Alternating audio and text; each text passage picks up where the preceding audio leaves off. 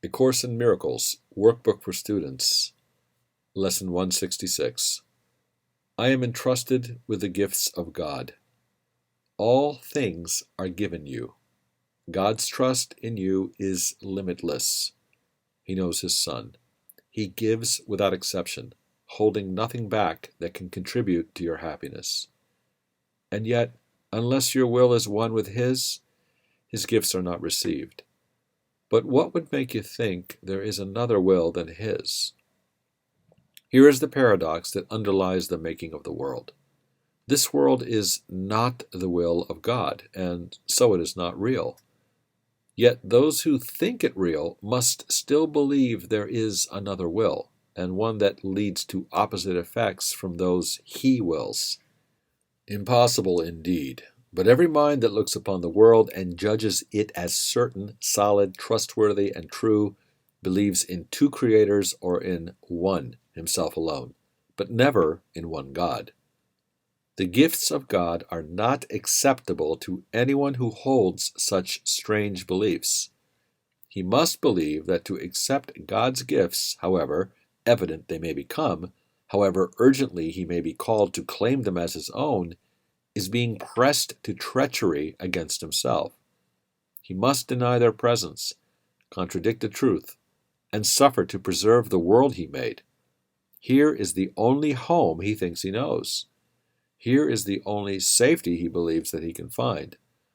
Without the world he made is he an outcast, homeless, and afraid. He does not realize that it is here he is afraid, indeed, and homeless too. An outcast, wandering so far from home, so long away, he does not realize he has forgotten where he came from, where he goes, and even who he really is. Yet, in his lonely, senseless wanderings, God's gifts go with him, all unknown to him. He cannot lose them, but he will not look at what is given him. He wanders on, aware of the futility he sees about him everywhere, perceiving how his little lot but dwindles as he goes ahead to nowhere. Still he wanders on in misery and poverty, alone, though God is with him, and a treasure his so great that everything the world contains is valueless before its magnitude. He seems a sorry figure, a weary, worn, in threadbare clothing, and with feet that bleed a little from the rocky road he walks. No one but has identified with him, for everyone who comes here has pursued the path he follows and has felt defeat and hopelessness as he is feeling them. Yet, is he really tragic when you see that he is following the way he chose and needs but realize who walks with him and open up his treasures to be free? This is your chosen self, the one you made as a replacement for reality. This is the self you savagely defend against all reason, every evidence, and all the witnesses, with proof to show this is not you. You heed them not. You go on your appointed way, with eyes cast down, lest you might catch a glimpse of truth and be released from self-deception and set free. You cower fearfully, lest you should feel Christ's touch upon your shoulder and perceive His gentle hand directing you to look upon your gifts. How could you then proclaim your poverty and exile? He would make you laugh at this perception of yourself. Where is self-pity then? And what becomes of all the tragedy you sought to make for Him whom God intended only joy? Your ancient fear has come upon you now, and justice has caught up with you at last. Christ's hand has touched your shoulder, and you feel that you are not alone. You even think the miserable self you thought was you may not be your identity. Perhaps God's word is truer than your own. Perhaps His gifts to you are real. Perhaps He has not wholly been outwitted by your plan to keep His Son in deep oblivion and go the way you chose without yourself. God's will does not oppose, it merely is. It is not God you have imprisoned in your plan to lose yourself. He does not know about a plan so alien to His will. There was a need He did not understand, to which He gave an answer. That is all. And you, who have this answer, given you have need no more of anything but this. Now do we live, for now we cannot die. The wish for death is answered, and the sight that looked upon it now has been replaced by vision, which perceives that you are not what you pretend to be.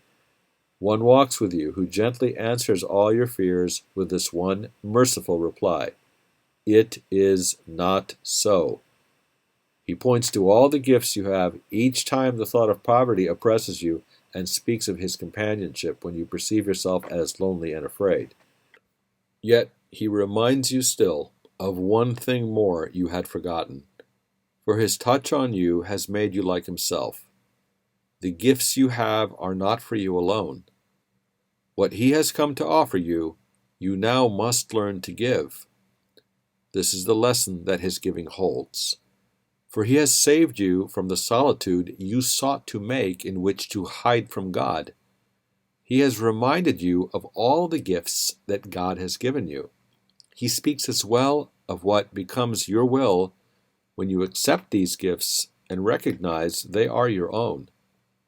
The gifts are yours, entrusted to your care to give to all who chose the lonely road you have escaped. They do not understand, they but pursue their wishes. It is you who teach them now, for you have learned of Christ. There is another way for them to walk. Teach them by showing them the happiness that comes to those who feel the touch of Christ and recognize God's gifts. Let sorrow not tempt you to be unfaithful to your trust. Your sighs will now betray the hopes of those who look to you for their release. Your tears are theirs.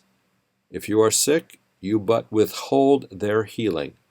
What you fear but teaches them their fears are justified. Your hand becomes the giver of Christ's touch. Your change of mind becomes the proof that who accepts God's gifts can never suffer anything. You are entrusted with the world's release from pain. Betray it not. Become the living proof of what Christ's touch can offer everyone. God has entrusted all his gifts to you. Be witness in your happiness to how transformed the mind becomes which chooses to accept his gifts and feel the touch of Christ. Such is your mission now, for God entrusts the giving of his gifts to all who have received them. He has shared his joy with you, and now you go to share it with the world.